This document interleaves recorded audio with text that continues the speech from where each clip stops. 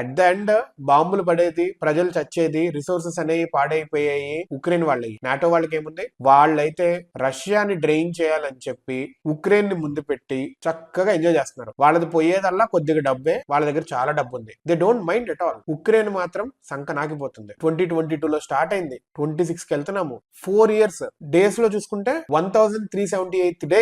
ఏంట్రా బాబు, ఉక్రెయిన్ కి సంబంధించి వాళ్ళేమో జర్నలిస్ట్ కి ఏమో మేము అసలు ల్యాండ్ ఇవ్వము, మేము నాటోలో చేరతామని. రష్యా వాళ్ళు ఏంటి, డొన్బాస్ ల్యాండ్ వదిలేసేయండి, నాటోలో జాయిన్ అవ్వకూడదు, వాళ్ళ రూల్ అది. ఇప్పుడు రెండు కంట్రీస్ పక్కన పక్కన పెట్టుకుంటే Russia has a lot of resources. అసలు రష్యా ఇప్పటిదాకా వేరే కంట్రీస్ నుంచి ఎక్కువ సాయం కూడా తీసుకోలేదు, నార్త్ కొరియా నుంచి కొంతమంది సైనికులు తీసుకుంది అని చెప్పి అయితే అన్నారు. బట్ ఓన్లీ దట్, రష్యా ఒక్కతే ఇంతలాగా డెవలప్ చేసుకుంటా, ఇంతలాగా it is fighting from past 4 years. And also దాని జీడిపి ఎక్కడ పడకుండా లైక్ డౌన్ వెళ్లకుండా నడుస్తా ఉంది. కానీ ఉక్రెయిన్ పరిస్థితి ఏంటి, ఘోరం అయిపోయింది. ఉక్రెయిన్ షుడ్ థింక్, అరే కొన్నిసార్లు ఓడిపోవాల్సి వస్తుంది, కొన్నిసార్లు యాక్సెప్ట్ చేయాల్సి వస్తుంది. ఇగోకి వెళితే మాత్రము ఉక్రెయిన్ కి ఏమవుతుందంటే, జెలెన్స్కీకి ఆ ల్యాండ్ ఇచ్చి ఓడిపోయామని ఒప్పుకుంటే గనక ప్రజలే చంపేస్తారు, అదొక భయం. యుఎస్ వాళ్ళు, నాటో వాళ్ళు, వీళ్ళంతా రష్యా వెనకబడిపోతుంది అని. ఇప్పుడు రష్యా కాదురా బాబు మీకు పోటీ, మీకు పోటీ చైనా ప్రస్తుతానికి. You need to think of that. So ఇంకా ఉక్రెయిన్ వాళ్ళు కానీ రష్యా వాళ్ళు కానీ పీస్ టాక్స్ కి రాని పక్షంలో ఈ డ్రోన్ బ్యాగేజెస్ అనేవి ఇంకా రాబోతున్నాయి. ఎయిదర్ సైడ్స్ కి,